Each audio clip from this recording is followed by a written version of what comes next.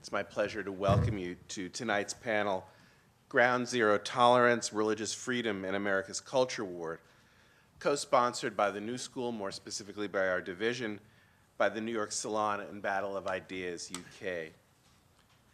The New School was born in 1919 in a moment of intellectual fearlessness, educational openness, and democratic engagement.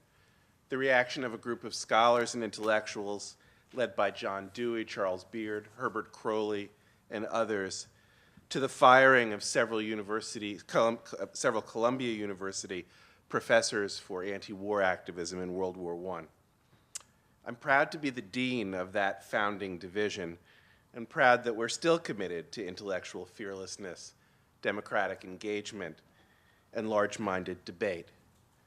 Our DNA is evident in the broad array of interdisciplinary, socially engaged programs that we offer in our division: international affairs, media studies, nonprofit management, a bachelor's program for older working people, interdisciplinary programs in urban affairs, environmental studies, and global studies.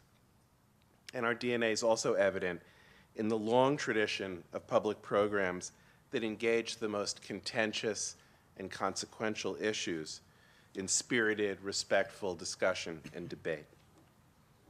Programs like tonight's panel. The cultural struggle over the Park 51 Center, the so-called Ground Zero Mosque, could not be more important as a crucible of American values and commitments in a diverse democracy. I'm glad that we're co-sponsoring tonight's panel with another organization committed to intellectual fearlessness and robust civic engagement. The New York Salon has been organizing events in New York and Europe for the past 5 years, covering a whole range of issues from ethical fashion to Obama and race. Tonight's forum is part of a month-long Battle of Ideas festival on which the New York Salon has partnered and co-created in Europe, India, and here in the US. Let me kick things off by turning the panel over to tonight's moderator, Alan Miller, co-director of the New York Salon. Alan is a director, author, producer, co-founder of the Truman Brewery, a 10-acre complex of recording studios, art galleries, entertainment spaces, restaurants, and other businesses anchoring a new cultural quarter in London's East End. He's directed music videos. He writes on cultural politics for the Huffington Post, Spiked, and other publications. In other words, he could teach in just about every single program that our division offers. Alan will introduce the panelists and moderate the discussion. Join me in welcoming them all.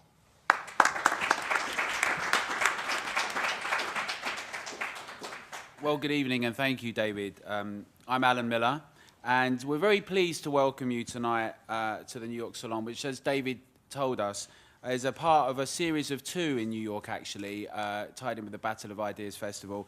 The next one, which is on immigration, on the 17th of November. The news that the clearance was given for building an Islamic cultural center that was often referred to in the media by many as the Ground Zero Mosque resulted in a huge national debate that went worldwide about whether or not it was acceptable to build this so close to Ground Zero. We also saw the pastor Terry Jones receive international attention and get a call from the Defense Secretary, Robert Gates, based on his announcement that he would burn the Quran on the anniversary of 9/11 if the site was to go ahead. General Petraeus weighed in as well on this, saying that for Jones to do so would threaten American lives in Afghanistan.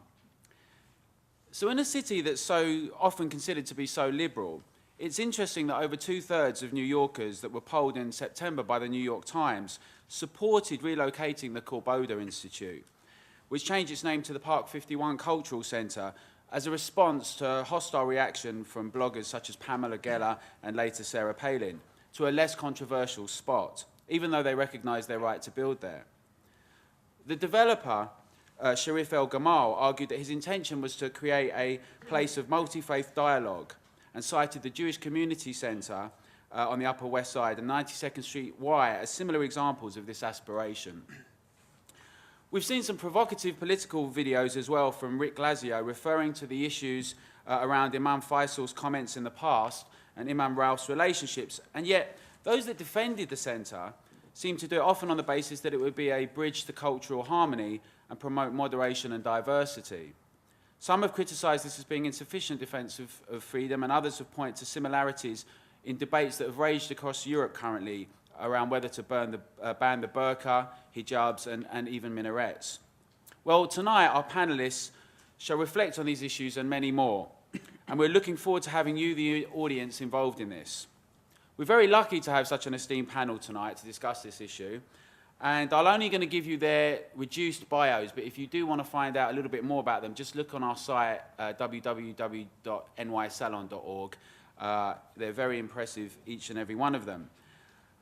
Directly next to me is Wendy Kamener, who's a lawyer and a social critic. She's a correspondent for The Atlantic and theatlantic.com, and her book is The Worst Instincts, Cowardice, Conformity, and the ACLU. Next to Wendy is, we've all changed in order now, but next to Wendy is Kristen Saloomey, who's a correspondent for the broadcaster Al Jazeera. And then we have Ziad Ramadan, who is chairman of the New York Council on American Islamic Relations. And on the end is Brendan O'Neill, who's an editor of a UK online publication called Spiked, a feature writer for the Christian Science Monitor in America and for the BBC in Britain. I'd like to invite you all to give our panelists a quick round of applause to welcome them here. Now, just before I introduce them to ask them to speak, we are all going to get a chance to speak. And at the New York Salon, we've got a very firm belief that everyone's adults and robust and they can engage in grown-up conversation in a civil way, which means that everybody gets a chance to say exactly what they want, but they will be expected to defend themselves and argue their points without having a fit and freaking out and screaming, because that's what adults do in a civil environment. So, we are going to start this evening with Wendy. Thank you. Well, like most things, the Park 51 controversy is overdetermined, but by which I mean that it has many causes and there are many ways of analyzing it. I want to focus on the way in which liberalism has laid the groundwork for the pretty successful opposition to this community center. I think that the controversy over this center reflects what's become a rather familiar crisis in contemporary liberalism, or what passes for liberalism today, involving its virtual embrace of censorship, its therapeutic approach to rights, its very expansive definitions of harm, and its hostility to freedom of speech, conscience, and belief. The arguments that opponents of the mosque have been advancing fairly successfully about its potential to inflict emotional harm on 9/11 survivors are the arguments that have been honed and popularized by progressives, feminists, critical race theorists, and advocates of equality and diversity who believe that the First Amendment rights must be sacrificed in order to have a tolerant, equal, diverse society. So no one should have been surprised when the ADL came out in opposition to this community center, partly because the ADL very similarly came out in opposition to a planned march by neo-Nazis through a community of Holocaust survivors about, 30 or 40 years ago. But also because for years now, decades really, liberals have been elevating sensitivity over liberty. For how long have we heard right-thinking liberals say, I don't believe in censorship, but free speech doesn't include a right to hate speech. I don't believe in censorship, but free speech doesn't include the right to offend, which leaves me wondering what it might include and why we need the Constitution to protect a right not to offend. Now, this is probably most evident, I'll just say very quickly, on college campuses, where students risk being punished and are regularly punished for jokes, satire, insults, and also political speech that's considered demeaning to some presumptively vulnerable group. The illiberalism of contemporary liberalism is also reflected in a lot of support for legislation that prohibits hate speech or other speech that's considered to inflict some sort of emotional harm. This is an approach that I think both reflects and promotes an anti-libertarian, result-oriented approach to the First Amendment. And I think this much was made clear in the controversies that Alan mentioned, these dual controversies about the threat to burn a Koran, which coincided with this controversy over the proposal to build Park 51. Some people think that burning a Koran ought to be prohibited because it is so profoundly offensive, and others think that the building of this community center should be prohibited because it's profoundly offensive for Muslims to worship or even gather so close to ground zero.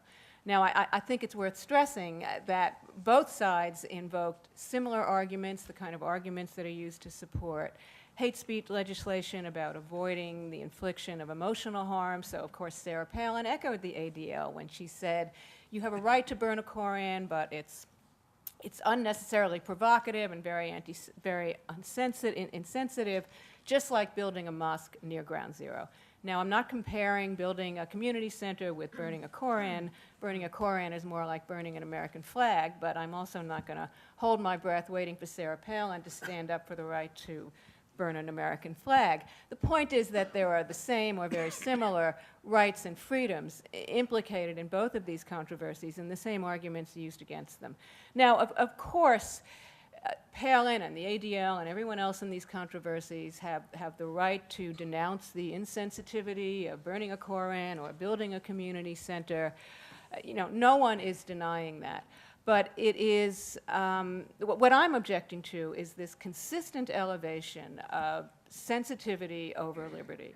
And it is sophistry, or maybe it is simply delusional, to insist that you can protest the building of this community center because it's so insensitive and claim that that's entirely consistent with support for the right to build it.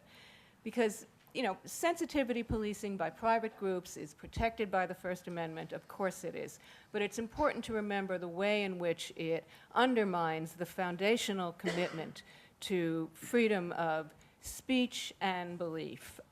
It leads, at best, to what John Stuart Mill so famously called the despotism of custom, but it can also very easily lead to the despotism of law.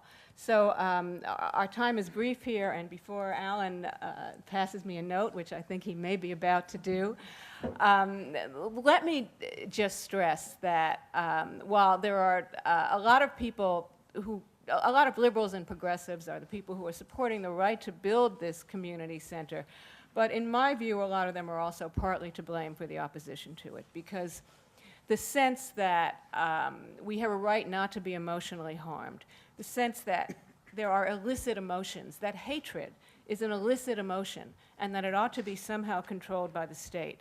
This is a creation of contemporary liberalism.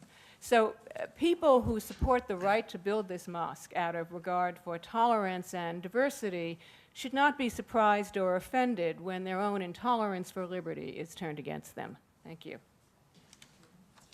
Thanks, Wendy. Ziad. Thank you, Alan. I'm honored to be on New York Salon, and I'm really humbled to be with this very distinguished panel. I'm going to talk about my perspective on the discussion regarding Park 51. And I actually wrote something down. I wish I was as talented as Wendy. This summer, nearly 9 years after the murderous attack on our nation by villains, in what we now infamously know as 9/11, I picked up the daily papers and read words that sent me off into daydreams about primary school history classes. I remembered my junior high school teacher, Mr. Griffin, slamming his fist on the desk, sending a bolt of adrenaline in all of us who had fallen asleep, saying it was nationalism that started the war to end all wars, World War I. All of those countries believed they were better, stronger, and would be quickly victorious and happily went off to war against their neighbors. And years later, they could only pray that all of the bloodshed would end soon. I remembered my high school and favorite teacher, Mr. Gissinger, history again, say, can anyone name any group in U.S. history whose basic First Amendment constitutional rights were violated? And I remembered him responding to the students, that's right, good. That's also correct. That's right, too. When he got to me, all the answers I had were already used up by my fellow classmates. So I changed my question quickly and said, Mr. Kissinger, why did our government allow all of these groups to be persecuted if we had laws? He didn't have an answer. But Mr. Kissinger, a son of European Jews, rattled off some famous sayings that I believe were born from his tradition, such as, and we all know these sayings, when they came for my neighbor, I said nothing, and when they came for me, there was no one left to defend me.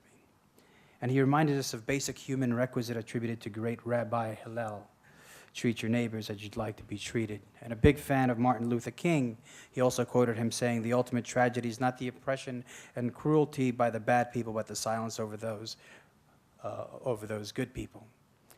He didn't know how to answer the question why our government didn't do enough to protect, whether it was Jews, or it was people of African descent, Quakers, Catholics. But he wanted to give us a lesson, in the way he only knew how.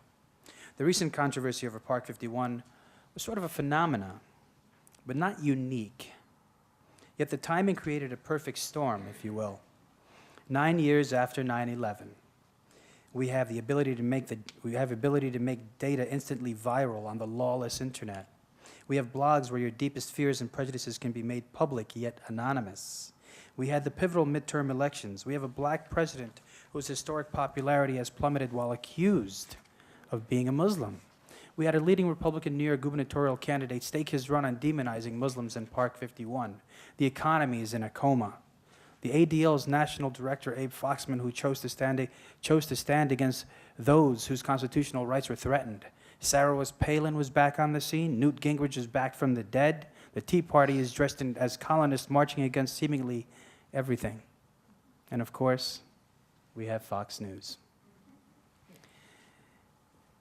As the Muslim population had grown to a robust 1.5% of our nation over the decades, they've built houses of worship to serve their communities, to pray to the Abrahamic God. Reasons for building mosques are no different than those for building churches and temples, to serve a community. The building rate didn't seem to have increased, but the rhetoric against building mosques and Muslims has exponentially increased in just these few months. How does this relate to Europe? Someone asked. I believe Islamophobia in Europe and in the US are related, but may have different main concerns. Both claim their raison d'etre is to oppose Islamic extremism. They really don't mention much else about any other kind of extremism. But some members openly state they are Muslim haters. With the Stop the Islamization of Europe motto, racism is the lowest form of human stupidity, but Islamophobia is the height of common sense. And the copycat US organization Stop the Islamization of America had a founding board member say something to the extent of, you should kill all Muslims, even women and children, as they may have the bullet that gets you in the back. Though they fan the flames of hatred towards Muslims, I believe in Europe, it is more due to the fact that Muslims are a large minority. They're affecting their economy and demanding rights in countries where they are not native. And in the US, our issue is primarily concerned over fear by fellow Americans on terrorism. But our fellow Americans are also not native. What is certainly in common is the fact that there's a large proportion of Europeans and Americans who don't know enough about Islam and Muslims. And this is the fuel that has made it easy to ignite a furor and prior to educating themselves fairly. Thank you, Alan. Thank you, Ziad. And Kristen, please, thanks. Thank you very much. I think no matter how you feel about having a place where Muslims pray a few blocks away from Ground Zero, it's undeniable right now that Muslim Americans are having a very hard time in this country. And as a reporter, this is something that I've seen and reported on and witnessed. And these are Muslim Americans, American citizens. Some are recent immigrants who are struggling to assimilate, and others are families who've been here for generations. They feel that their basic rights are being threatened right now, and there is evidence to support them. Hate crimes appear to be up. Remember the Bangladeshi taxi driver who was slashed. the mosque in Tennessee that was set on fire. FBI informants routinely go into Islamic places of worship, and I will give them the benefit of the doubt that they're doing this for good reason. They want to prevent a terrorist attack, but imagine if you're a Muslim, how this makes you feel. A little uncomfortable knowing that you're being watched, or your conversations with the wrong person may come back to haunt you. Muslims who are arrested are often denied rights that are standard for other people in prison, like praying together. And they're denied privileges, like hugging a 10-year-old child, a family member who comes to visit them. One Muslim American college student who was arrested while studying in London spent a lengthy sentence in solitary confinement, almost 3 years, before he was even convicted of anything. People who oppose the Islamic Community Center do not deny that Muslims have a right to build there. They say they have the right, but it isn't right. It's insensitive. And yet, since the controversy erupted, other mosques are being challenged in New York and elsewhere.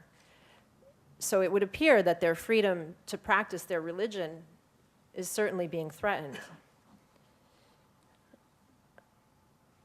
Muslims who speak out and take part in public life can expect to have every comment that they've ever said about the Israeli-Palestinian conflict scrutinized and criticized, and any attempt at nuance in their political discussion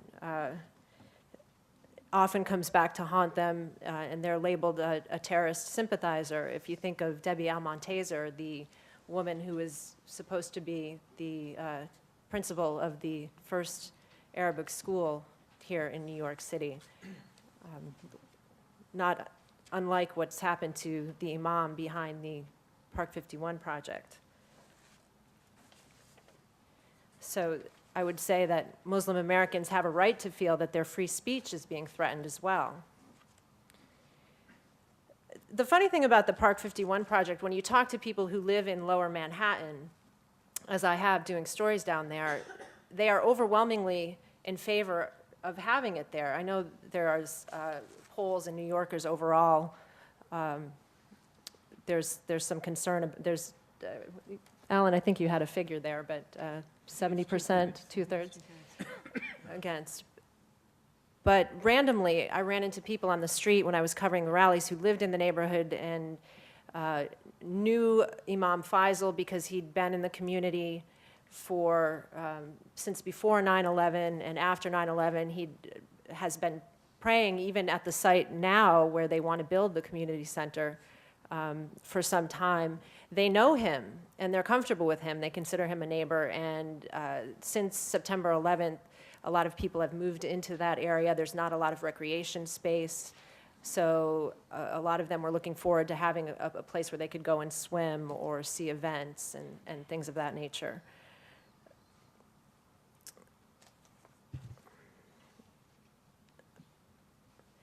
The rallies that I covered down there were very much attended by people from outside of the area. The community board overwhelmingly supported the project. The borough president supports it. The mayor supports it. When it comes to the 9/11 family members, it's true that there's a lot of concern and distrust of the imam, but there's also 9/11 family members who support the project and the imam as well. I think when you watch the story on television, you get very ramped up rhetoric, and you kind of get the extreme ends of the debate on both sides. And because of the nature of media, we tend to grab the best 15-second soundbite and the most salacious comments, and it can seem very angry and militant on both sides. But when you actually talk to people, when you talk to the family members, they don't seem that far apart. It seems like if they could come together and they could talk, that maybe, you know, it wouldn't be so bad and people wouldn't be so angry or so polarized. which raises the question of the role of media and the role of the blogosphere in this debate. Surveys do show that negative feelings towards Muslims have increased in this country since September 11th. Why now? Why are there more negative feelings? Is it just that people are more comfortable expressing them? Has this debate emboldened people to give voice to those concerns? I don't have the answer. I'm hoping maybe you guys can help enlighten me tonight. At Al Jazeera, we certainly struggled with how best to cover stories like the pastor and the Quran burning. Here's a man who has a following of less than 50 people. Does he deserve to lead the news every night and get that kind of coverage, or does that just take things out of perspective by doing that? I don't have the answer. But the point that I'm trying to make is that I think Muslim Americans, this forum is supposed to be about religious tolerance, and I think that Muslim Americans do have reason to feel that their rights are being threatened in this country. Thank you, thank you. And now Brendan. Thanks, Alan. Looking at this debate from afar, from over in Britain, it seems to me that neither side has very much to recommend it, really.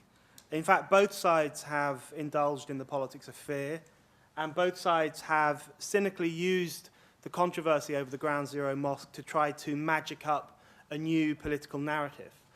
A narrative in which they themselves feature as political heroes, and anyone else who opposes them is depicted as stupid, ignorant, and possibly even fascistic. So one side in the debate, the people who oppose the mosque, tell us that the greatest threat to mankind is Islamofascism. And they present themselves as doing everything in their power to stop this Islamofascism from digging its claws into Western society. The other side in the debate, the mostly liberal thinkers who have defended the right to build the mosque, claim that the real threat today is Islamophobia. As that excitable Time magazine front cover asked, is America Islamophobic?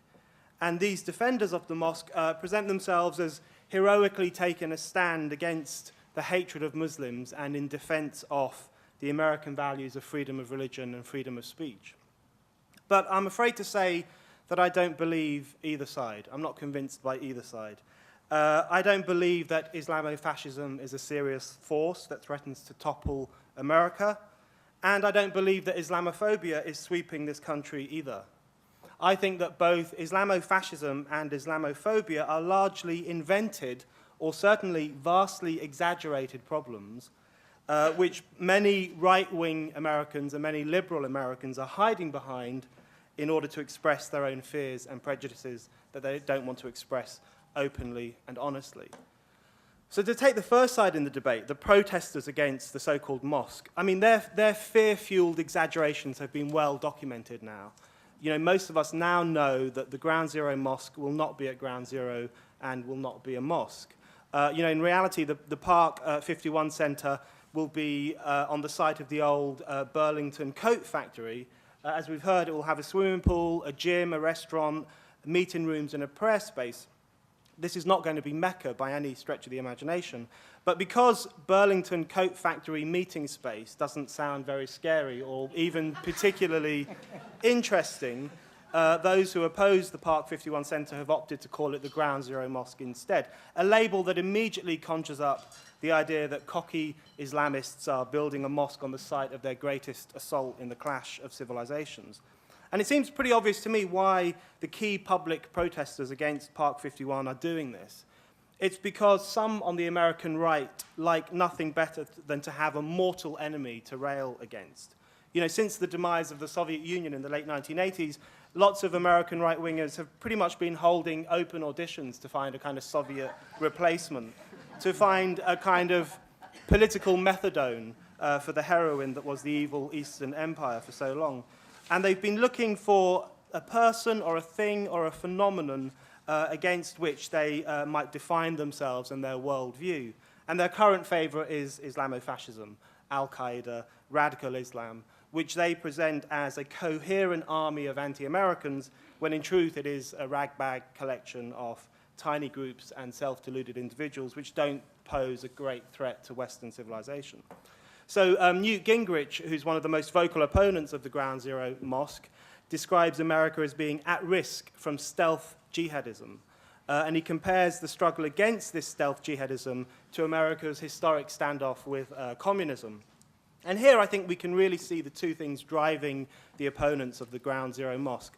First, they are utterly incapable of getting to grips with the real problems facing America today, with what is really bringing about a crisis in American values. So they just blame everything on external actors, on imaginary stealth jihadists.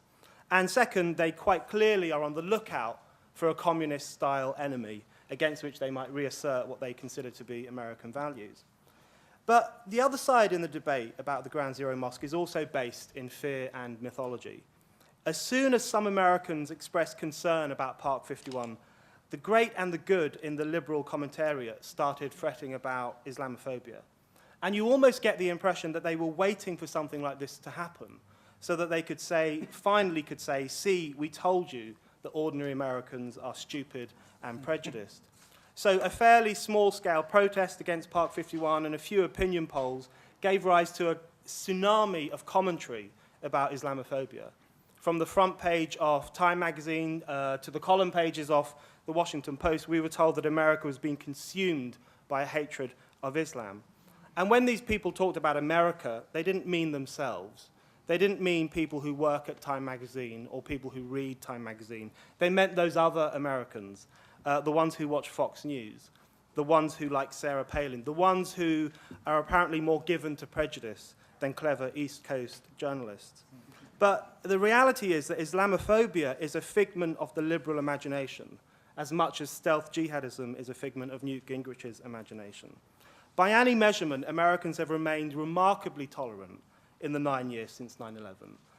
It is true, as we're reminded again and again, that in 2001, the year of the attacks, there were 554 recorded anti-Islamic hate crimes in America. But in 2002, that number fell to 170, and it has remained around that level since. And in a country of 300 million people and around 6 million Muslims, that is really low. There is no widespread phobia. There is no widespread irrational hatred of Muslims. And I think what this fear of Islamophobia really expresses is the complete and utter disconnect between the liberal elite and ordinary Americans. You know, lacking any meaningful connection with everyday Americans, the liberal elite simply assumes that they are a mob in waiting, a mob consumed by Fox-fueled prejudices. You know, they even refer to the protesters against Park 51 as un-American, which, to my British mind, immediately makes me think of Joseph McCarthy's demonization of communists as an internal threat to the American way of life, as being un-American.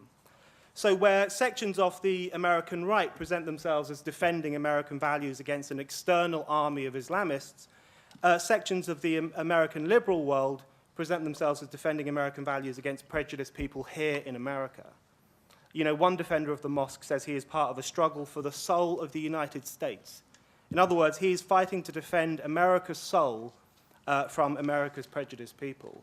He is fighting to defend American liberty against the stupid American masses. That is the very definition of elitism.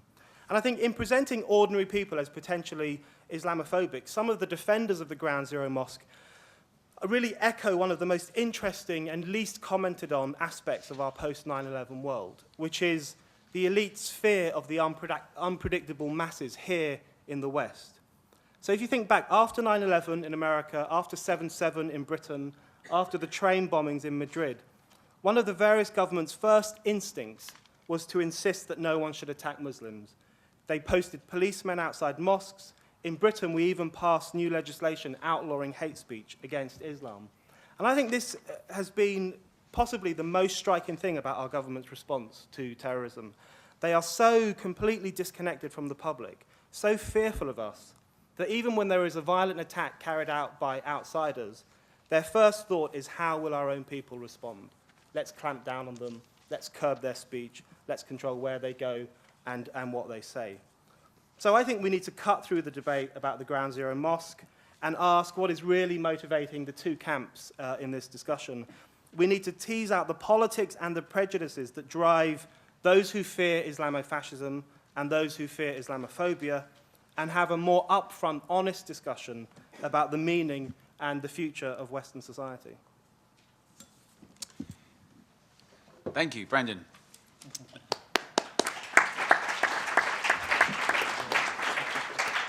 Right, well, before I go out to you guys, I wanted to come back on a couple of things that have come up that seem quite striking, and just with the panel here.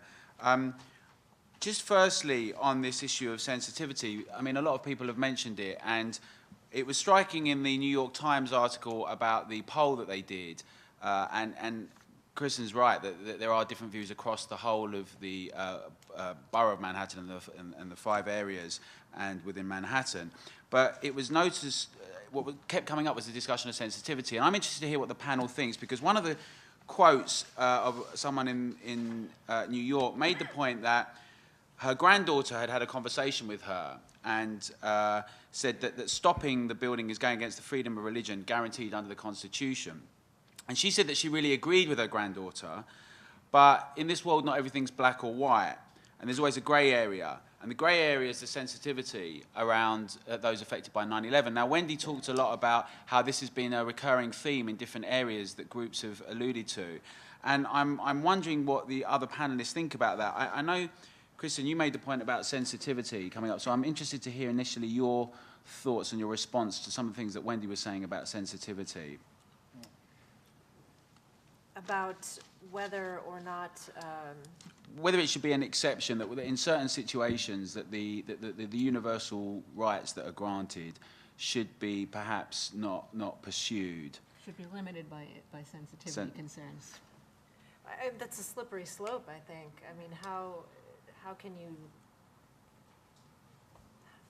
you define that? How can you make... No, I mean, I think the Constitution was set up for instances like this specifically, not for the easy times and the good times, but the Constitution was supposed to be the bedrock in hard times when people disagree, and national security, of course, is the ultimate challenge to those freedoms and beliefs. You know, the government has a legitimate interest in trying to protect us and prevent another 9/11 from happening, but where do you draw the line once you start crossing those freedoms? So thoughts on hate speech then, and what that means in this context? Ziad? Sure. Well, just to touch on that sensitivity issue real quickly, I think that a lot of the discussion was about the sensitivity of the families who lost loved ones at 9/11, but there was never a recognition, there was never a sort of a generally accepted recognition that many Muslims also perished in those buildings, that they belong to the group of families that lost loved ones. There was even a worship space in World Trade Center too, and several hundred Muslims used to go up there and pray. And that was never acknowledged. And it was interesting, the cover of the New York Times had a picture of members of the family who lost loved ones, and right there smack in the center of the photo, and they showed people walking around this space that was going to be exclusively for family members, was a man in traditional Muslim garb. He was Pakistani, and it said his name, you know, Mustafa Ahmed, or something very common, commonly Islamic name, and he was right there. And that hit home for me when I saw a picture of a Muslim man who was throwing a rose into a pool of water that was supposed to represent the passing of their loved ones. So that was something that I thought was striking and that no one really wanted to accept, and they just said Muslims did this, and they had, you know, kind of plastered the impression that all Muslims should bear the collective guilt for this act. It didn't matter if you were Muslim and you lost loved ones. It didn't matter if you were Muslim and you were there as a first responder. It didn't matter if you were a first responder, went up into the buildings and died, as had happened as well. There was just a sensitivity on one side of the equation, not on the other. And no matter how loud Muslims screamed, they do not represent me. They do not represent my religion. They hijacked our religion as well. And they've ruined all of our lives around the world who represent this religion fairly and nicely. And no one ever said, and, people rarely just considered, how do we treat similar cases? A man flew his plane into the IRS building in Austin, Texas. No one ever said he's a terrorist. They just said he's an angry white man. When Eric Rudolph would blow up, in the name of religion, Eric Rudolph would blow up abortion clinics. No one ever said, oh, it's Christianity at work. No, so it was easy for people to separate Christians from terrorist acts, but whenever a Muslim does it, and that's a sensitivity that I think that we have to also consider, or else collective guilt, we can just stamp that on every other group in this country, and it would be difficult. But are you saying that, because Wendy made a point that we've had the elevation of sensitivity over liberty, are you saying that there should be some instances in which the consideration of sensitivity should be recognized and be paramount?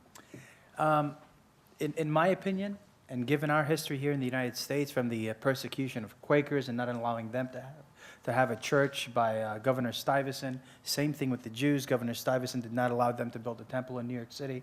I don't agree. I think that the Constitution should be paramount. I think it's the foundation. I think our founding fathers, never in my life have I had an appreciation for the intellect of our founding fathers like I did in the past half year. I said, oh my God, when I look back at history and all the different situations, I said, these guys put together a framework that answered practically all issues. They looked back at the War of the Roses wasn't that far behind them, maybe just 100 years. They had looked back at all the strife in Europe. They had looked back and said, oh my God, all of this might have had something to do with religion. We need to be able to invite anybody, no matter what they wear, whether they have dreadlocks, whether they have wooden shoes, whether they have, no matter what they have to come here, put their religion aside and make it a private issue, and you must live under these laws. And if you can do that, that's what's enabled us to be the longest-standing successful democracy in the history of the world. Once we lose that, then we're opening up these can of worms to, oh, I'm too sensitive, and let's persecute. Okay, thanks. Brendan? I think there's way too much sensitivity these days. People are too sensitive about everything. And in fact, the debate about the mosque is a competition of sensitive feelings. It is a competition of victimhoods. On the one side, you have right-wing shock jocks and politicians exploiting the kind of feelings of sensitivity amongst 9/11 families to say we shouldn't do this, it's not allowed, as Wendy described very well. But then on the other side, you have Muslim groups and Muslim spokespeople saying, oh, your protests are really offending us, it's terrible, we've got no rights, we're being treated like the Jews were in the past, which I think is an exaggeration, by the way. And so you have this kind of competition of different victim outlooks, and it's just not a very useful starting point for a discussion. There's no substance to the discussion. There's no discussion about what freedom means and why freedom's important. And in fact, if you look back, if you look at bin Laden's statements over the past 10 years, I have read them all, unfortunately, actually he is also motivated by the politics of victimhood. And he talks very much about everyone ignores Muslim suffering, America doesn't care about Muslims, no one listens to us, no one pays any attention to us. And he even justifies 9/11 on those grounds. 9/11 was the Muslims saying, you have to pay attention to us, our suffering counts just as much as yours. So there is an argument to be made that even 9/11 itself was an act of therapeutic terrorism, an expression of extreme violent sensitivity. So I just think we need to be careful about where this kind of politics of victimhood gets us, because it is quite irrational. Self-pity is a really dangerous emotion, so you should just kind of get over it. Now, I really support freedom of religion, but I think there's an important point. In terms of the people who are defending the right to build the mosque, there's a real problem here, because they have kind of twisted the meaning of tolerance. So I'm completely in favor of tolerance. I think it's a key Enlightenment ideal. We should tolerate the existence and people's right to practice their religious faith. But then the people defending the mosque are telling us that it will be wonderful. It will do all these wonderful, magical things. It will bring together the faiths. It's beautiful, and we should respect it. Now, tolerance and respect are not the same things. And I think a lot of the reaction against the mosque, the so-called mosque, is that people have been told they must respect it, and they don't want to respect it. Why should they respect it? They don't have to. Tolerance does not mean suspending judgment. Tolerance does not mean suspending your critical faculties and accepting everything as equally valid. You can tolerate someone's religious faith while at the same time criticizing it and not liking it. We need to remember that in the discussion about the Ground Zero Mosque. I say, go ahead and build it, let's tolerate it, but if people want to protest and criticize it and say it's a pile of rubbish, they have that freedom.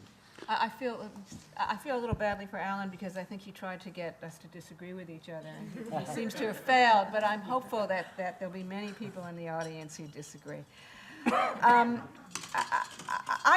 don't want to repeat what I said initially. I just want to add, since I'm so often accused of being such a hard-hearted bitch when I say things about the problem with a therapeutic approach to rights. Sensitivity is a paramount value in private life, but you really, to a great extent, you need to put your personal sensitivities aside when you enter the public arena, and you need to armor yourself. You know, I'm fond of reminding my husband that he has no First Amendment rights in relation to me, but that's in the private sphere. And I think we need to remember that, you know, and I think part of what's happened is that we're beginning to treat the public sphere or have the same kind of expectations about our relationships in the public sphere that we might feel perfectly justified in having in private relationships and in the private sphere. And to those of you who I think will disagree and will talk about the need to impose some kind of sensitivity-based limitation on the exercise of free speech rights. Maybe I'm wrong. I mean, maybe you all think that's a bad idea. But to those of you who may not, you know, I would simply say that the state cannot protect us from emotional harm and cannot cater to our emotional sensitivities without violating somebody's freedom of conscience, speech, and belief.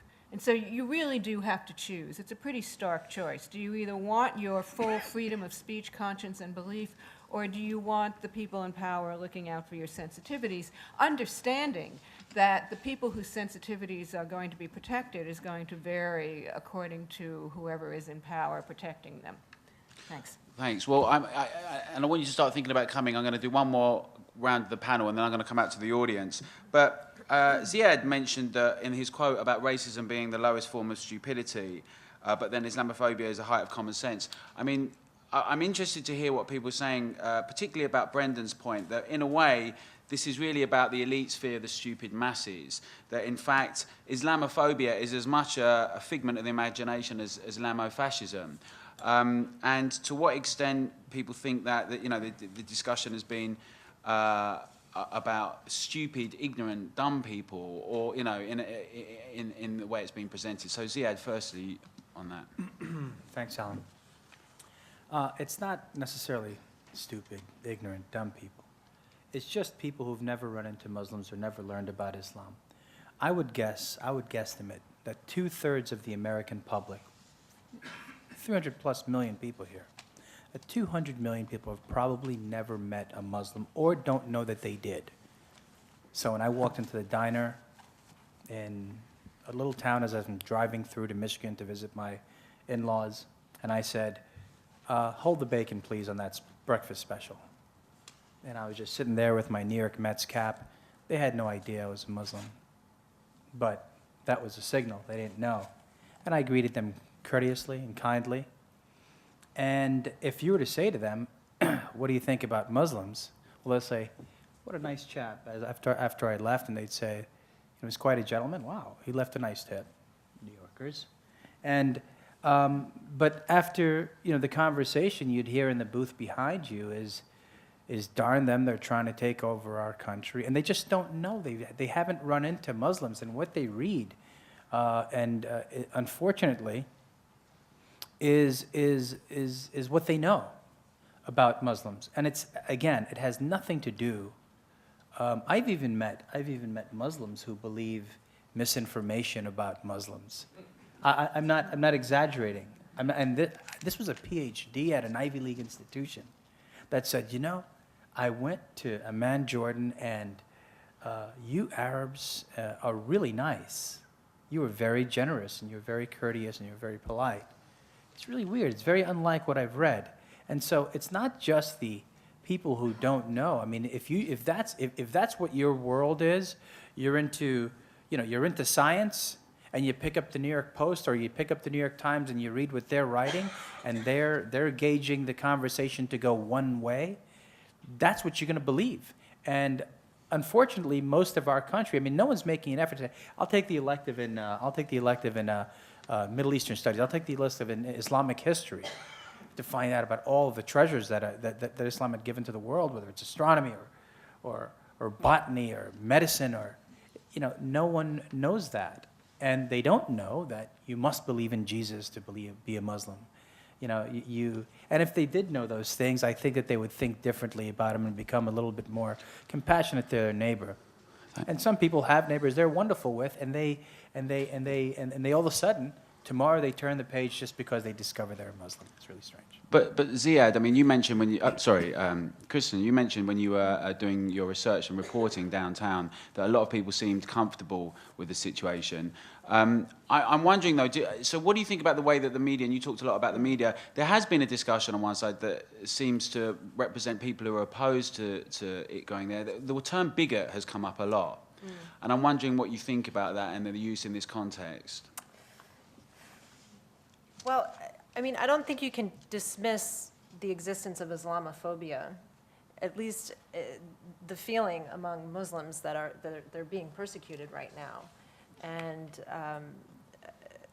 I think that is something that is out there, although this does remain an incredibly free and tolerant country by most standards. But I wouldn't, I wouldn't dismiss the feelings of 9/11 families either. I think it's a natural, people who've suffered such incredible violent losses obviously are going to have some kind of gut reactions and look to assign blame. I think it's natural. Recently, retired Supreme Court Justice John Paul Stevens came out and talked about his reaction to Japanese people going to visit the Pearl Harbor Memorial and how he felt in his gut like that was the wrong thing. It wasn't right. But in his brain, he kind of later rationalized that you can't collectively blame a people for something that they're not responsible for, that their government is responsible for, or some people in their group are responsible for. But so what do you think? Sorry, so what do you think about this point that perhaps across America, and we've sort of heard it before in elections as well. It's not just around this, that some of those people, they just don't get it. They just don't know. They're a little bit ignorant. I mean, is it the case that because people feel like they're being persecuted, they actually are? Or is that an elevation of feelings as well? I suppose that's my first question. And more broadly about the idea that those people just don't get it. Well, I mean, I think, as I mentioned in my opening remarks, there is evidence that that Muslims in legal settings are facing threats to their rights. I mean, in the way they are arrested, the way they are held, the way they are questioned. So there is some evidence to back up that they are victims here. If I can just interject for a minute, because I did want to respond to Brendan's discussion of this, and I always enjoy Brendan's analysis, but I think in this case your juxtaposition of Islamophobia with Islamofascism is in some ways a little too neat, to the extent that I think you really are underestimating the kind of prejudice and persecution that's being visited upon a lot of Muslim Americans. And it's not necessarily coming from other Americans. A lot of it is coming from the government. You said that you thought it was interesting that one of the first things the government did was after 9/11, was to assume that Muslims would be under attack from other Americans, and so they posited guards at mosques and did things like that. But in fact, immediately after 9/11, the government swept up, I can't remember now how many people it was, but it was in the thousands, swept up thousands of people on pretexts, on minor immigration violations, summarily detained them, under really bad conditions for months and months. And a lot of it, so it's not, we can't really measure this by the number of hate crimes, because that's not really the primary problem. I'm not suggesting that hate crimes aren't a problem, but the primary problem is a serious repressive efforts by the U.S. government, whether it's racial profiling whether it's the people who are summarily detained, imprisoned without any due process, whether it's the crackdown on Muslim charities. I mean, this is still a relatively free country, as free countries go. But I think you, and I don't think you mean to be dismissive of it at all. I think you're making a different point. But I think you can't ignore that Muslim Americans really are under attack, have been under attack in a lot of ways for the last decade, and a lot of those attacks are coming from the government. Brendan, and then if people want to speak, can you start making a line either side of the microphones here, because that's how we're going to do it. So you can come on down. Brendan. Well, I'll come back to that, but I just want to, on the question about racism and is racism just a problem of people's ignorance, I mean, there's been a really interesting redefinition of racism in the past 30 or 40 years. It's been redefined from what people recognize to be an elite ideology, an expression of a kind of elite form of prejudice and an ideological outlook, to now being seen as just an irrational phobia amongst ignorant people. As you well described, people who don't know Muslims, people who have never met Muslims. The idea now is that racism springs from ordinary people's ignorance. That redefinition is very interesting, and you can really see it in the shift from the use of the term ism to phobia. We used to have racism, the recognition that this was an ideological outlook. Now we have phobia, the idea that it's just an irrational hatred amongst dumb people. And it's that I'm taking up. I don't doubt that the American government has done some really terrible things post 9/11, and I'm opposed to pretty much every piece of anti-terror legislation passed by the American and the British governments. But speaking from the British experience, I think we need to get a balance on this, because in Britain, absolutely, more authoritarian legislation has been passed in the name of protecting Muslims from hate speech and hatred than has been passed in the name of policing Muslims. That's from the British experience, and I want to ensure that America doesn't go down the same route. So we need to be critical of anti-terror legislation which targets one part of the population to the extent that it does, but we also need to be really ruthlessly critical of terms like Islamophobia, exaggerations of prejudice amongst people, and any passing of legislation that seeks to police or control what people think or how they speak about other people's faiths. Okay, thanks. Now, I'm going to take a round of points and questions. You can make a point. You don't have to frame it as a question. You can tell us who you are and where you're from if you'd like to, but you don't have to. Okay, this side. We're going to go from side to side. Thank you. My name is William McGowan. I'm an author and a journalist. I have a book coming out about the New York Times a week from tomorrow. During the time I've reported and researched on this subject, I've gotten deep into the subject of Islam in America as well as the war on terrorism. A couple of observations. Wendy Kamener, we had 80,000 Arab men in this country who had exactly the same profile as the 9/11 hijackers. So I think some of the heavy-handedness has to be seen within the zeitgeist. They were flailing. They had no idea what to do. They had no idea what was coming next. I was down at Ground Zero at the command center that day and just saw the utter chaos and confusion. So I think you have to bear that in mind. That's an observation. Second observation, the reporter from Al Jazeera talking about limitations on free speech. Wendy Kamener's colleague in free speech, Jeffrey Stone, and I have had communication over the years, and I've heard him speak a number of times. Jeffrey, of course, is the dome, as we used to say at Newsweek, on First Amendment issues historically.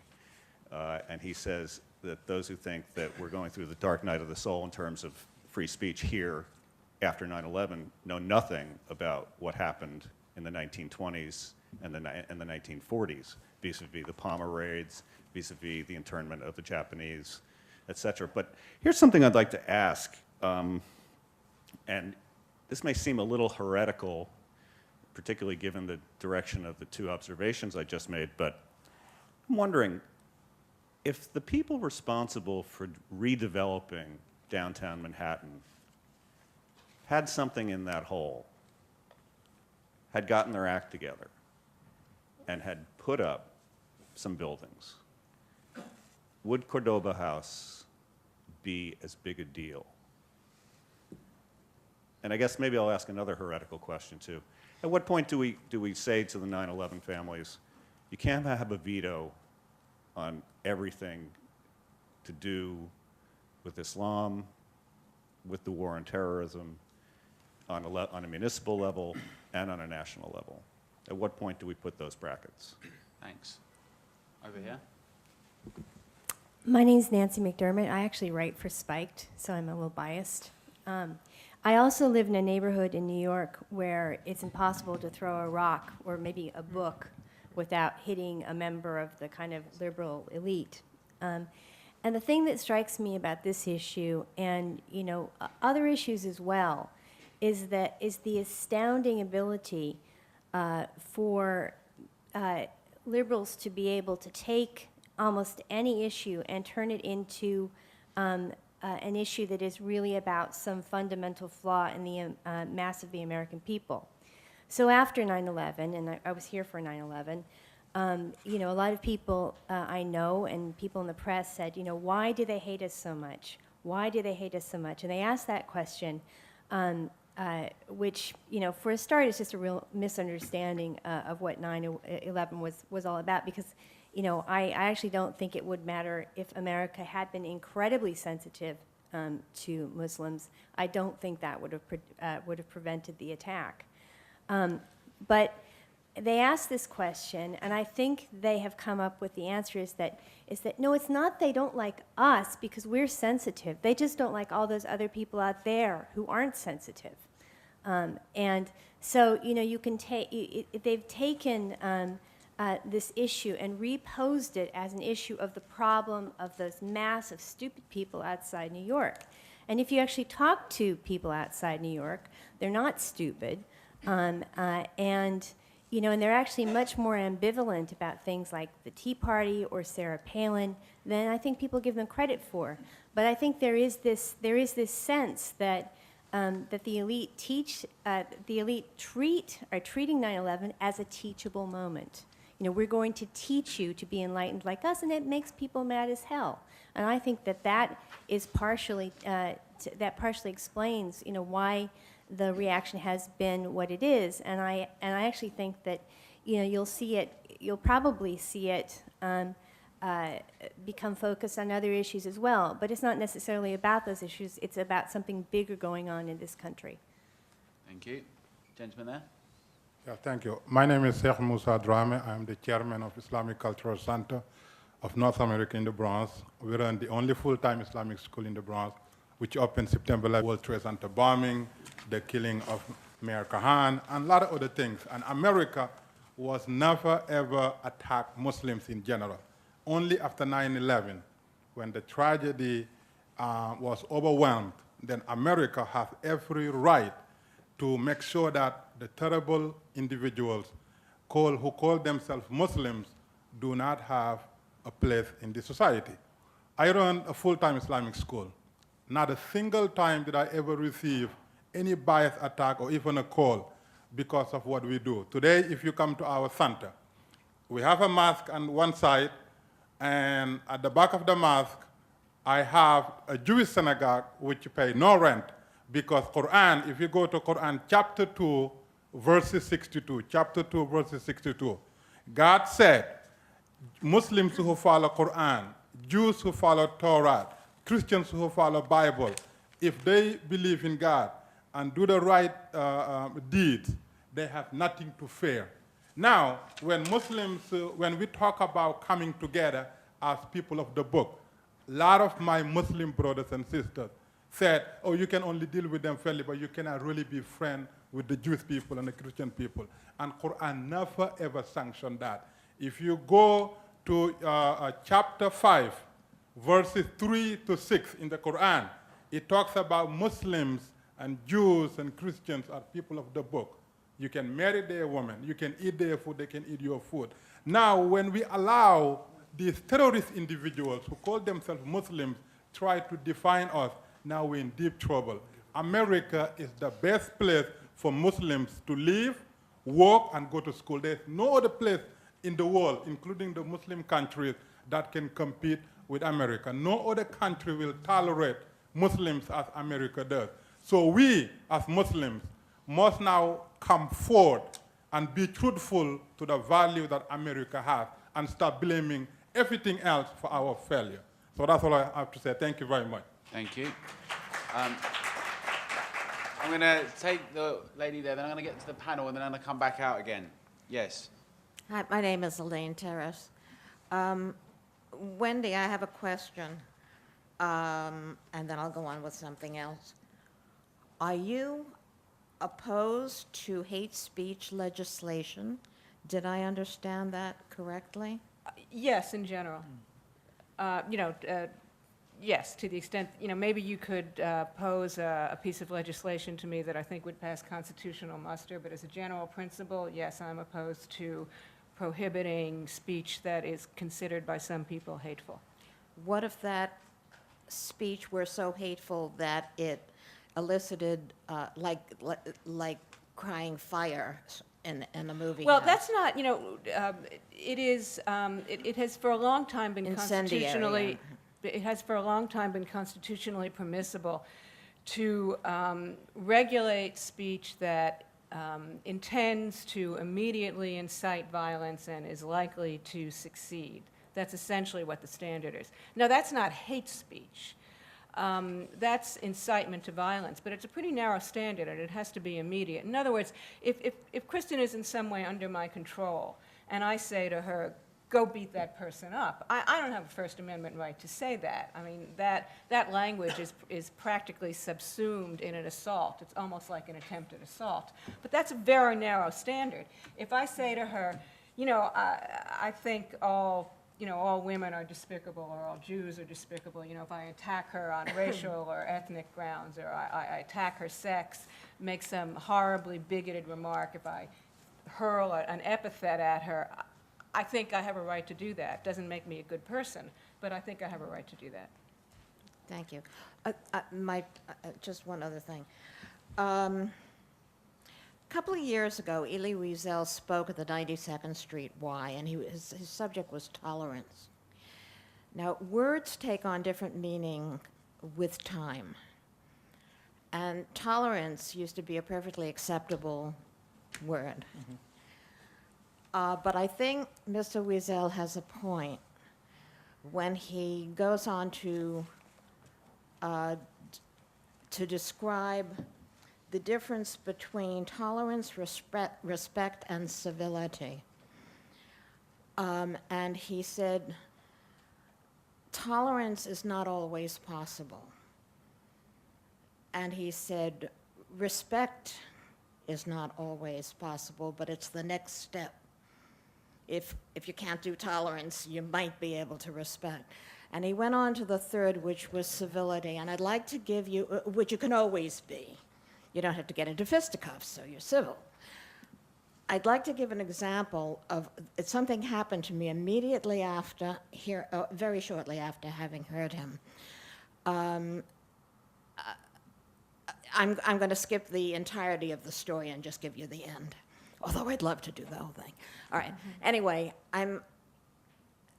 it's after the closed circuit TV debate between an evangelical preacher whose name escapes me and Michael Newdow, and on the subject of under God and the Pledge of Allegiance. And I attended this thing, and then afterwards I was invited out with some people from the church where I went to hear it, because this young lady who was in her 30s had never met an atheist. And we had gotten to talking at the church, and she invited me to dinner, and she said, I'd like to learn something about this. Now, I'm not entirely stupid, so when we sat down at dinner, and we were with her sister and a male friend, and when we sat down, I had made up my mind very clearly for myself that I would not initiate anything. I would only answer questions as asked. So we go through this whole thing where I had answers fine, where I didn't, I suggested books to read. Okay, so at the very end, I say goodbye to her, I say goodbye to her sister, and this young man who had said not one word at the table said to me, I need for you to know that I resent the fact that you sat here all evening proselytizing. And I said, do you know the meaning of proselytizing, evidently not. And he said, and I said, I made it a very big point only to answer questions as given. And he said, well, my religion tells me that that I must tell you that if you do not take Christ into your heart, you will burn in hell. And I immediately thought of Elie Wiesel, where tolerance was simply not in the cards, where respect also didn't meet the standards. And so I just turned around and walked away, which was the civil thing to do. I just wanted to share that with Okay, you. thank you. So there's a number of issues that have come up. I'm going to come back to you guys. So there's a number of issues that have come up. Feel free to take up any of them. I mean, just a reminder, a couple of them. Is it, has the 9/11 families has it been enough now? Is it time to move on? Should they still have such a big voice in terms of being able to challenge things? Was 9/11 a teachable moment in terms of kind of how people should respond to things, a kind of etiquette of behaviour? And people often start saying things sometimes like, or as a Muslim or as a Jew. I'm wondering what people think, this is my question, but what it actually means to be a Muslim and what it means to be an American, because I always thought a Muslim could be a Republican and a Democrat, could be middle class, could be working class, could be anything, could be all sorts of things. I didn't think it was a homogenous group as such. And what that means in relationship to being an American. But any of those points, and who would like to go first? Yes, Ziad. Regarding the first heretical question, which is if the buildings had been rebuilt very quickly, would the Park 51 issue be there? I don't think so. The reason why is the real estate value would have been so that Sharif El Gamal would not have been able to afford it. I know, no, it's the truth. I know him, and I know him well. We have dinner together sometimes, and I talk to him about it. Huh? Well, no, he's got to. He doesn't have the $100 million to build the building. He's got to go out and raise it. I mean, he basically has walked through the gamut for the past couple of years, walked over the coals, so to speak, got his permits. So he's clear on all legal grounds to tear down the building that's there and put shovel into ground and get going. But he's got to get the money to do it. Okay, we get.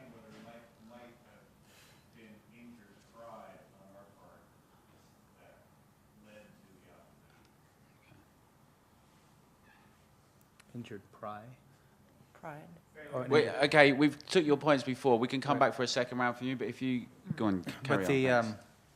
But that's my impression, that if this had happened years back, I just don't think he would have been financially capable of building that building.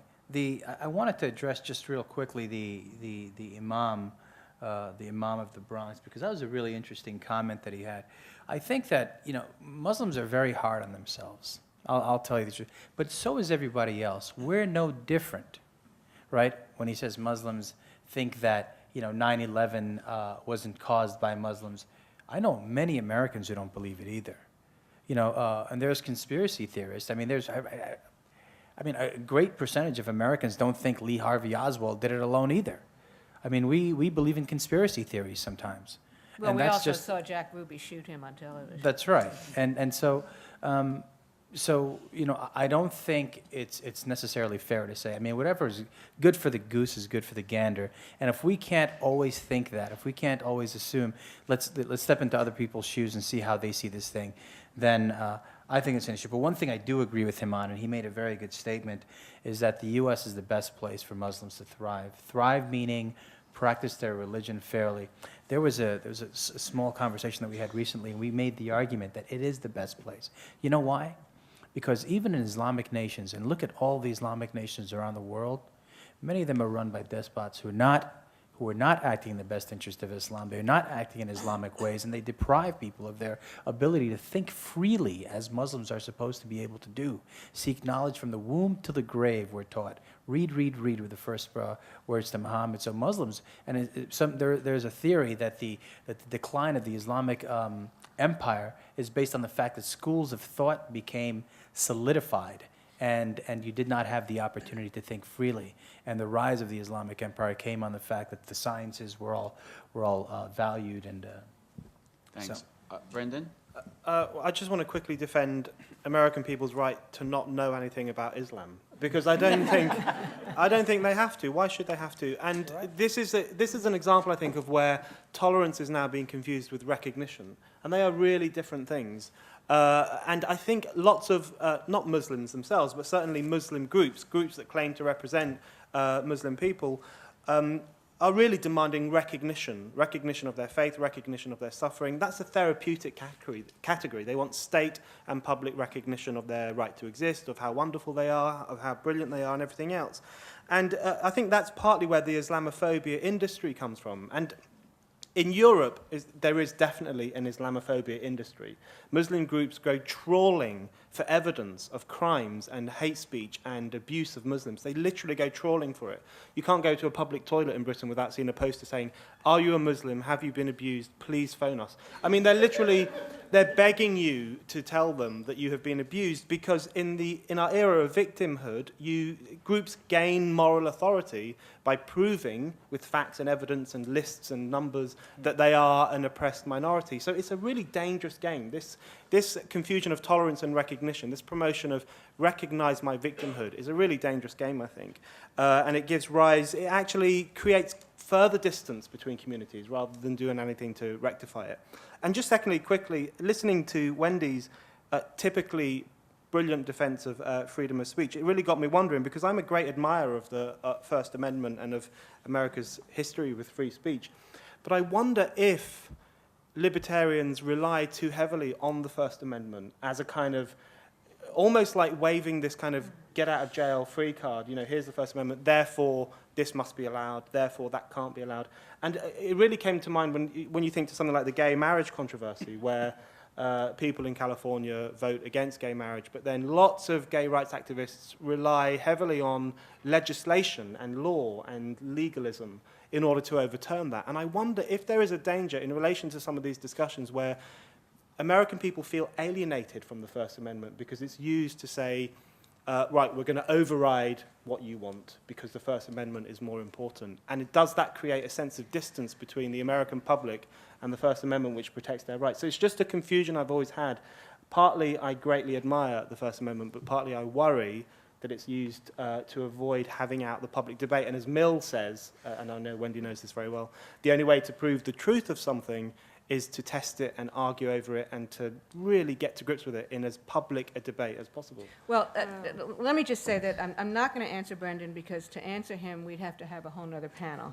And it would take about an hour, and I can maybe try to answer him privately. So let me just say that the First Amendment becomes a kind of surrogate for that very debate that you're talking about.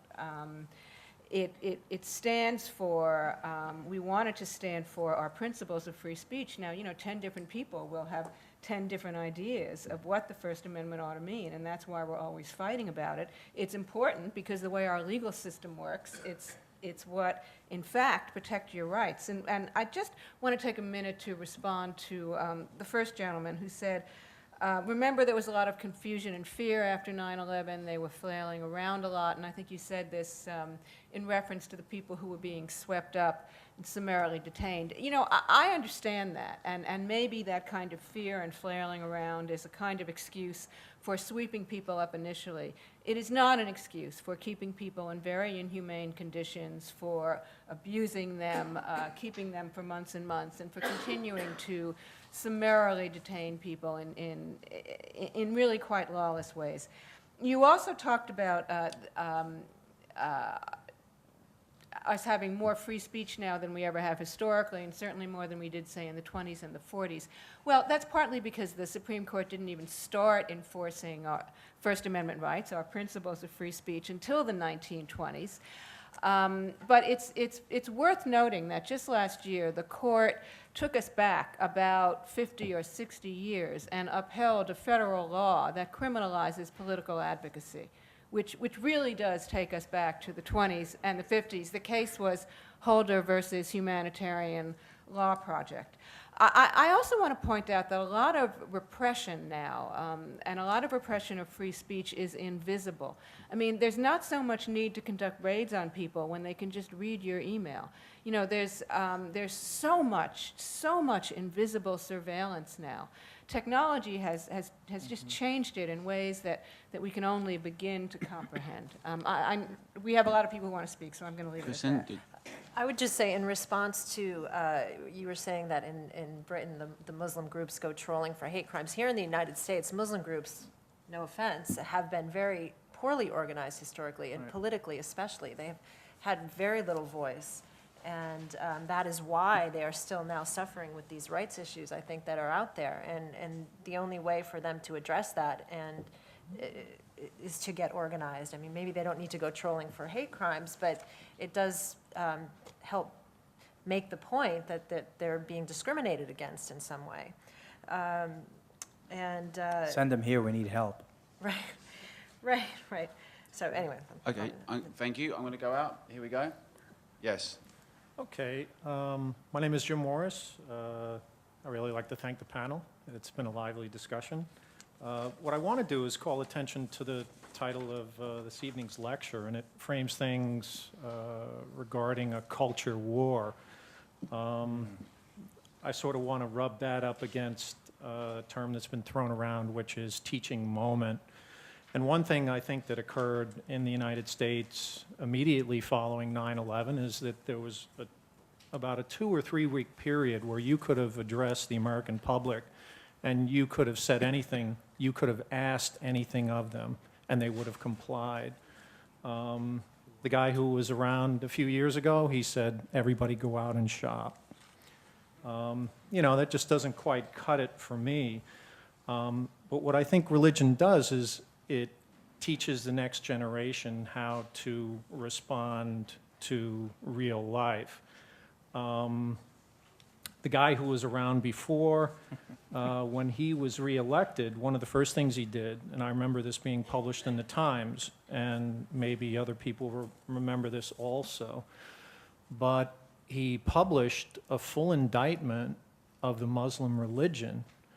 And, you know, I'd sort of like to frame this in a context of before and after not only 9/11, but before and after the subprime mortgage crisis. There's a saying regarding fashion, you can wear whatever you want, honey, but don't scare the horses. Maybe somebody knows that expression. But my attitude is this: what will scare the horses a few years ago, it's very different than what will scare the horses right now. So if you have someone who sells a doctrine, the same guy, and it's basically a manifesto, and it's based on things like shock and awe, and we can trace shock and awe back to pre-World War II, and if you even go to that source, you can trace it to the dreaded H word, a person who was a dictator. He raised Germany to its power, so on and so forth. But the situation is this: Islamofascism, if Bush was trying to raise that as a demon when he was elected to his second term, it was not a teaching moment. No one responded. And, you know, the point I want to raise is that there's a lot more fear now, and I think that's also addressed with the conspicuous consumption of someone who would try to raise a $100 million building. So all I'm trying to do is to, you know, frame it in the context that I think someone, you know, this guy who had his doctrine tried to run it up the flagpole before, and nobody bit. Nobody really cared. But the context is different, and I was wondering if the panel could address the change in context. Sure. Yeah. Alex Standish. I teach at a university, state university in Connecticut. I think it's actually perhaps a testament to people's rationality and common sense that the war on terror hasn't led to you know, any sort of widespread Islamophobia, because obviously there is a lot of rhetoric and a lot of stories in the news, and you know, my experience of working with young people is that you know, that they don't really buy into that, and maybe that's because they're not watching the news, which is entirely likely, but also that, you know, the young people draw upon their own experience, their own experiences of meeting people. I don't think that they need to have courses and have studied Islam, but I think that, you know, young people have grown up in a system where they meet people from all over the world, from different faiths, from different religions and so forth.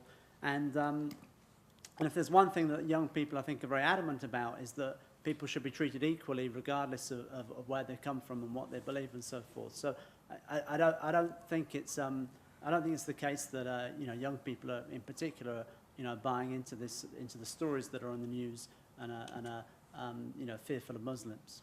Thank you. And we've got Jean Smith, the other director of the New York Salon. Well, I wanted to address this point that Brendan O'Neill made about the elite fear of the ignorant masses, and, you know, this fear of the masses being out of control. And, you know, obviously nobody says in public, you know, that they think the masses are stupid. People say it in different ways, and, you know, so, I mean, one of the things that you said, Ziad, was that, which I think is another way of expressing the same point of view, was that, well, people just need to get to know more Muslims, and then, you know, people would realize that, you know, Muslims are great people. And I'm sure you're a great guy, I'm sure you have great table manners, but I'm sure there are also lots of Muslims who are, you know, who are not great guys. And, you know, this idea that people just need to know more Muslims, I think, you know, we have to look a little bit deeper than that, because it still begs the question of why in the US, you know, at a certain level, there is this really strong sense of atomization and vulnerability and fear. And I think it's interesting when Michael Bloomberg takes time off from telling us what we can not eat and what we cannot drink, you know, aside from trying to tell us where we can, you know, not smoke. I think that he's actually, you know, gotten himself a lot of credibility through the whole, you know, the whole discussion about building the Islamic center around Ground Zero. And I think that, you know, what liberals have been able to do is to kind of get some credibility by distancing themselves from, you know, those people over there who are so intolerant. But I think that, you know, it still does beg the question why the liberals are afraid as well, and why the liberals are afraid of the masses and are afraid of the, you know, people being, you know, slightly out of control and, you know, liable to become a anti-Muslim rabble at any point. And it seems that the thing that's missing is any kind of positive looking forward from, and I think this was very clear in the recent elections. So we're all looking back. And, you know, not to take anything away from people who lost people on 9/11 when their friends and families were murdered. But, you know, at the end of the day, we're all the while looking back instead of looking forward. And it seems that it's hard to know, where is that going to come from? You know, where is that positive vision for the future that can inspire and cohere and take people forward, you know, as Americans and as a total country? You know, where is that going to come from? And I think the person that raised the question about the building, you know, at actual Ground Zero makes a very valid point, because, you know, if Mayor Bloomberg wanted to really give a lead, you know, they'd make that project happen. They build it bigger and better than it was before. So it was a real, you know, kind of challenge to, you know, people who try to make New Yorkers afraid. And the mayor would put himself on the top floor. He'd have his office on the top floor. And I think that and it's not to say that people should be, you know, kind of bravado and tough just for the sake of it. But I think that, you know, that kind of, you know, it's like fear begets fear. And it's almost like, you know, we say there's going to be a problem and it creates a problem. But the difficulty that I have is just trying to, you know, work out, where is that vision going to come from that can really drive us forward, you know, as Americans and as New Yorkers? And it seems that, you know, it's hard to see where it would come from. Thank you. I'm going to ask you to be slightly quicker now, faster. Okay, yes. Sure. Well, here's another New Yorker with an English accent, just to show that the English are taking over this issue, the new school or something. Actually, it is a quick question, and that is, we've talked about the opposition to the mosque, which isn't really a mosque; it's a center with all sorts of things and a prayer room, as being sort of insensitive because of the insensitivity of it. But both in your own opinion, but also in any research that you've done, and I'm as interested in the research as your opinion.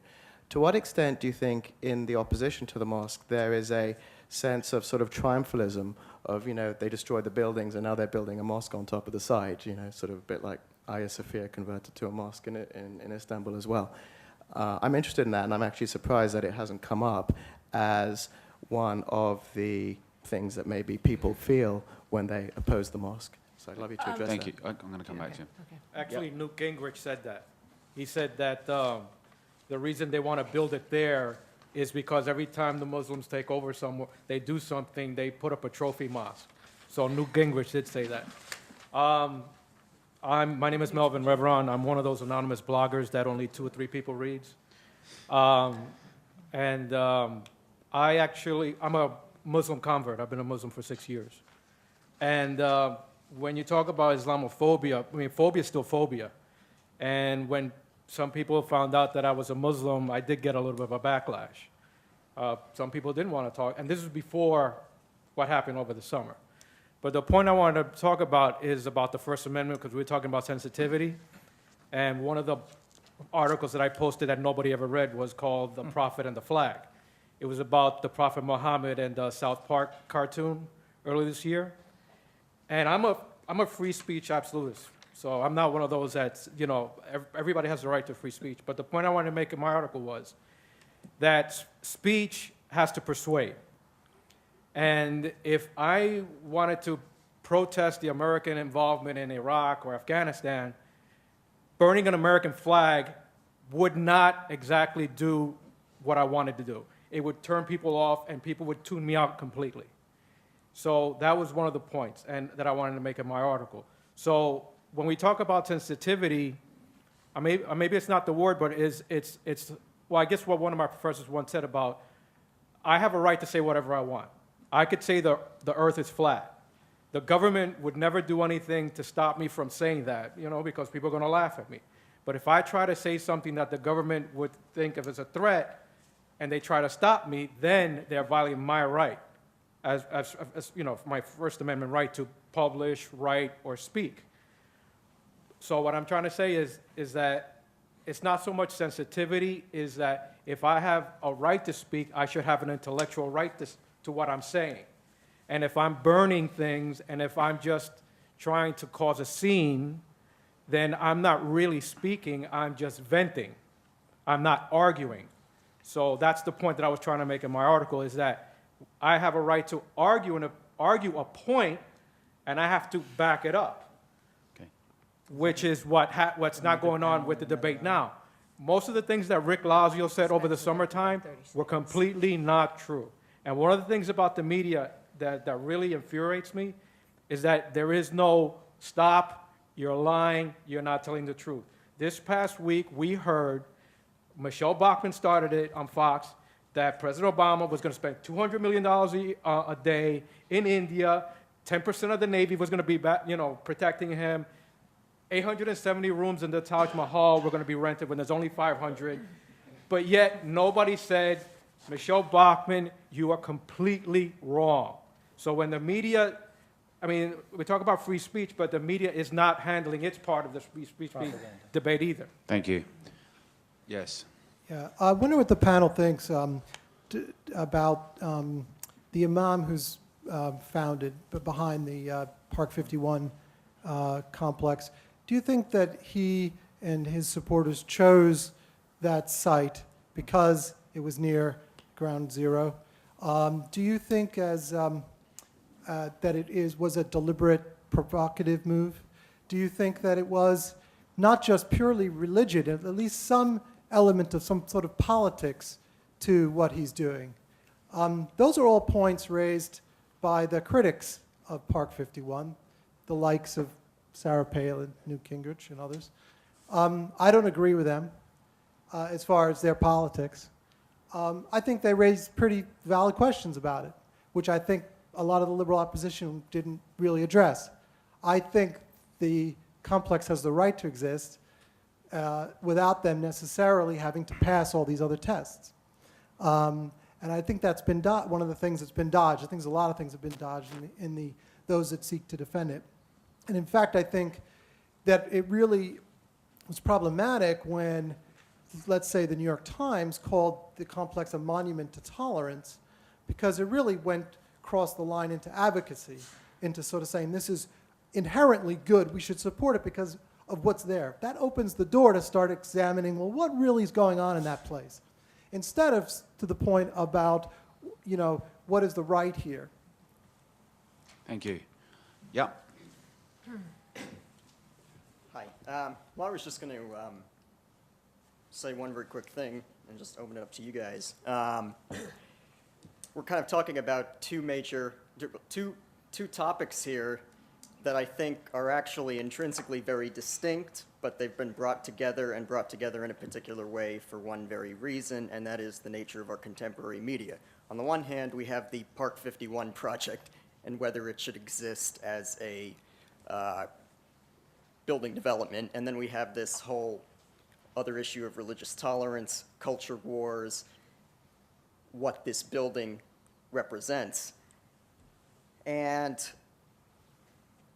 the reason why so much of the process of the conception of this idea, securing the rights to build on this space, so on and so forth, went under the radar for so long is because it's such a benign maneuver. I mean, how many times does someone apply to build a particular building on a particular site?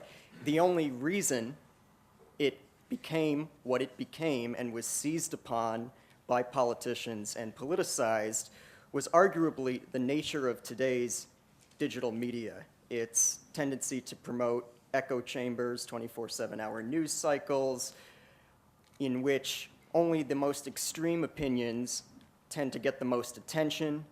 People who otherwise don't have the time to become infinitely knowledgeable about every subject in society have to cling to what they hear most.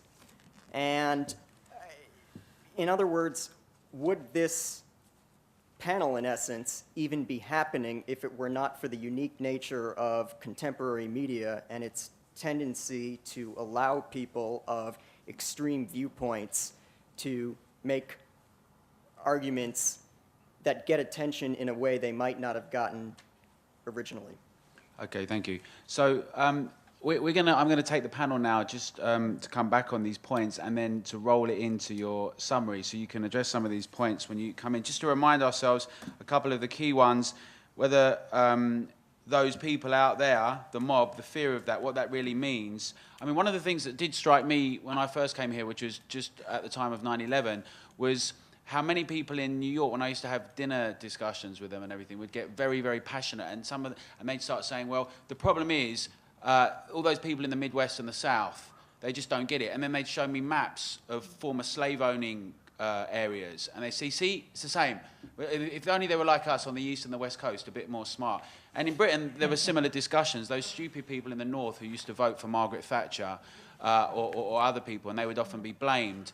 And it did strike me that there was a little bit of an abdication of responsibility to win people over to arguments, and perhaps it seemed to be bucked a little bit, that trend with the Obama phenomenon, but perhaps we've seen a little bit that in the midterm elections as well, and certainly in terms of some of the coverage. So I'm interested to hear what people think about that ongoing discussion about people across America, and then this side, particularly interesting, is whether it was a deliberately provocative move. But any of the points that you'd like to come. Now, the order we're going to go in is in reverse order. So I'm going to ask Brendan to start. Thanks. I must say I'm very intrigued by people's attitudes to Fox News. Everyone I meet in America is obsessed with Fox News, and I can't really understand why. And also, looking at this from Britain, it's almost as if you could be forgiven for believing that Fox News is the source of every problem in America. That's the way it's often presented, and I don't really believe that's true. I'm also worried about this continual problematization of extreme viewpoints. We've heard that quite a bit in the discussion on the floor. You know, why are these extreme viewpoints not being kept in check? Why aren't they being challenged? Why are they being allowed, is effectively what some people are saying.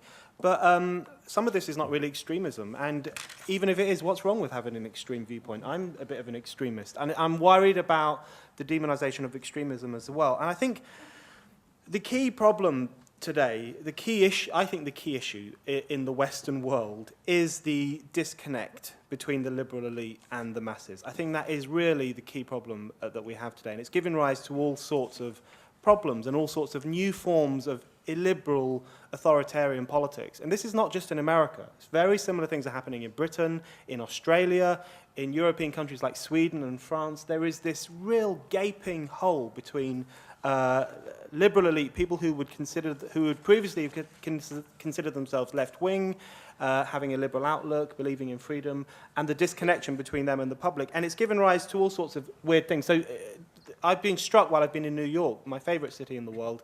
The front cover of New York Magazine this week is about the only people who can possibly understand why Americans vote the way they vote is child psychologists. We have to ask the child psychologists to analyze why Americans are voting the way they vote. In yesterday's New York Times, there was a feature on the health commissioner of New York, I can't remember his name, some doofus, who says we need to change the architecture of New York to make bad choices more difficult. So to make it more difficult for people to choose to smoke, to choose to eat fatty food. Basically, he wants to introduce the tyranny of the politics of nudge into New York, to turn New York into a nudgeocracy. And then you have Bloomberg and others saying that New Yorkers who oppose Park 51 are un-American.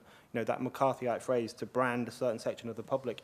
And that elite contempt, I think, that liberal elite contempt that is rising expressed against the public is a really problematic thing today. And it comes through very clearly in the discussion about the Ground Zero Mosque, where you have this idea of an enlightened few who understand why this mosque is so wonderful and why it should be allowed to be built, and then the ignorant mass who just don't understand Islam, don't understand why the mosque is great, and so on and so forth. And I think that's the key thing that needs to be challenged in this discussion, but in politics more broadly. The idea that there is this superior race of liberals who know better than the rest of us, kind of mongrel race of Fox News watchers or Daily Mail readers or whatever insulting terms they use to describe us. Thanks, Brendan. Kristen. In response to the person who asked about the imam and whether or not he specifically chose that location, remember he's been having a congregation in that neighborhood for 12 years. Around so the I think, block. yeah, right in the very same neighborhood. So I think he wanted to stay in that neighborhood to serve the population down there.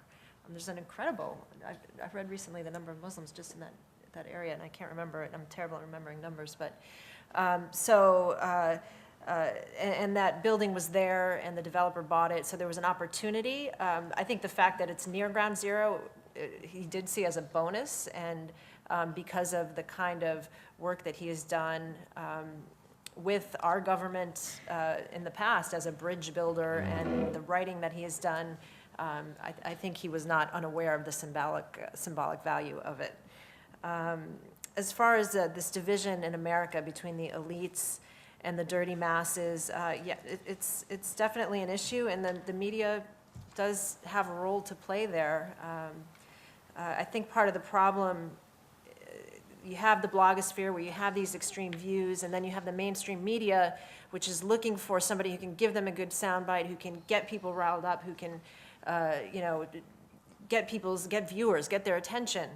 And so you have a media that talks to pundits, not necessarily the people who are directly involved. And I think whenever you go and you talk to people on the ground in Middle America, in Muslim communities in Flushing and Jackson Heights or wherever they are, people are usually much more reasonable and much more closer to being able to agree or at least get along civilly than when you listen or when you have the pundits kind of defining who we are and where we are. And so I think the media's job and what I at least attempt to do is to really talk to the people who are affected. They're harder to get to. They're not as sexy. They don't initially draw viewers like a big name person does. But if you really care about an issue and what it means, I think the media's job is to talk to the people who are really affected by an issue. Thank you. Wendy. Well, as a member of the liberal elite, I think that I should stand up for my class. I think it's my turn to claim a little victimhood here. It's okay. First, to Brendan, I think one of the reasons why some of us seem so obsessed with Fox News is that it really has exerted an extraordinary influence over the political scene. And it's not what's problematic, I think, so much is not so much the influence that it may or may not exert on the people who watch it, but its relationship with the Republican Party. You know, and a lot of people have said that the Republican Party is actually sort of like an arm of Fox News now instead of the other way around. Now, whichever way you look at it, there's this very close relationship between Fox and the Republican Party, and it really has, in a way that the Tea Party has, Fox News, which also really helped nurture the Tea Party movement, has been radicalizing the Republican Party in ways that some of us think are not necessarily good things. I think there's also a lot of danger to this anti-elitism because it promotes this idea that we ought to elect people to high office who are just like us. Well, you know, I have to say that even as a member of the liberal elite, I don't want anybody in high office who's just like me because I know what a mess I would make of it. You know, I don't know why you want to elect ordinary people to perform extraordinary jobs. I think we need highly intelligent, highly educated people in jobs of extraordinary responsibility. I don't think that intelligence is sufficient. I think intelligence, though, is necessary. So, you know, there's, it's tempting in some ways to condemn the elite and to romanticize the public or the masses, though the elite, you know, are also members of the public and parts of the masses. But I think it's really important also to remember the dangers of this kind of anti-elitism. Thank you. Ziad. I think to say elite contempt is problematic is actually contradictory just as much as to say you need to, you know, people need to know more about Muslims we live in a nation of with freedoms of speech, so you can't say on one hand you have the freedoms of speech, but then criticize people for criticizing other people. If you have freedoms, then they're expansive, and I think that. To be critical of any position that anybody takes. Me personally, I guess you might call me ultra-liberal. I don't care what anybody says. I don't care if you burn Korans, if you purchased it with your own money. If you walked into a mosque and burnt a Koran, that's a different story. But if you burnt your own Koran, that's your prerogative because these are the freedoms that you have. If you want to be an ultra-liberal, if you want to be an elitist, contentious elitist, if you want to be any you know, far-right group, that's your prerogative, but people have the right to critique the comments that you made and the ideas that you have, and that's fine. And none of that is bad, irrational, or illegal, in my opinion. I wanted to talk about the concept of the Victory Mosque and Imam Faisal. I had sat down with Imam Faisal personally, and I asked, who are you trying to serve here?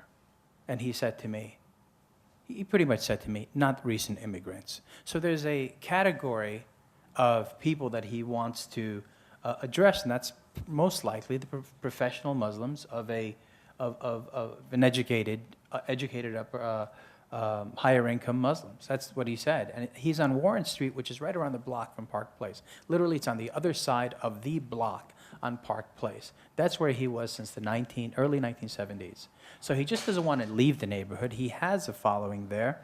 And believe it or not, when you go pray at Park 51 like I have on a Friday with over 600 people present, a lot of these people are wearing business suits and have name tags, which is their security clearance to get into the private buildings that are all around them at ground zero. So he's serving a community. He has been serving a community for decades. Now, the Victory Mosque issue. There's actually an argument, a debate right now in Spain, in Cordoba. The largest mosque in Cordoba in history was the Cordoba. They call it the mesquite, the cathedral, the mesquite. Now, when the Spaniards took it over in 1492, the largest and one of the most beautiful mosques, actually it's considered the most beautiful mosque ever built in Spain during the Moorish expansion there, was turned into horse stables. and then eventually into a cathedral, which was hunky-dory. I mean, all the Muslims think about in history is that it was conquered, and it's just a pity because it was such a beautiful, beautiful structure. They understand the concept. So somebody who's trying to compare the Hagia Sophia to the Park 51, that wasn't picked as a victory mosque. Sharif Jemal told me that he met Imam Faisal, was enamored with his sermons, and said, you know what, you deserve better than this first floor basement, or first floor or basement structure that you're in. It's too small, you have too large of a following. I really want to purchase something and in the community, and bam, that was there. He did not look around for something as close as you can get to the building. And these are personal conversations that I've had with them, and I believe them and I trust them. And that's how that site got there. It was just luck of the draw. The price was right. That building is probably appraised at 3 times at the price that he got it, when he got it. So it was a home run, a real estate deal as far as that was concerned. And it's serving the community that's there. I wanted to talk just quickly about Fox in a second. There was an article in the New York Times where Rupert Murdoch said, you know what, look, this whole Obama thing, I mean, look, we're crucifying the guy on a daily basis. Everybody loves him. Why don't we just, and I don't mind him either, why don't we just start saying nice things about him? And his chief of staff said, if you do, I'm leaving. I made you $880 million last year. You know why? Because 50% of the country doesn't like him, and that's who we're serving. And we're about the only game in town, buddy. But there's about 20 other stations who like him, and they're divvying up that profit. So when you look at it as a business plan, it's really profitable to say negative things about, and that's why Fox is considered the monster on that side of the story. Thank you. Firstly, can we thank our panel this evening?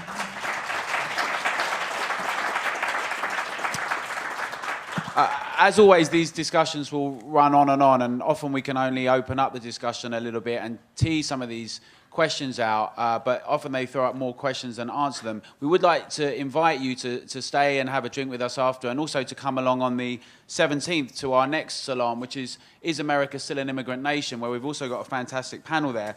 Just one thing on people. I mean, one thing at the New York Salon, we are committed to free speech and free debate, but we do think that people are not stupid and dumb, but they have shaped and made history in the world. But often people only do that, whether they're educated or not, when they understand the issues and are engaged in them. And we think that's the big problem today, that a lot of the time the public and the public sphere are quite cynical about politics and politicians and about ideas, and that is our aspiration. So we'd love to hear from you guys, and stay in touch. And thank you very much to the New School and to Fora TV and the Battle of Ideas. Thank you.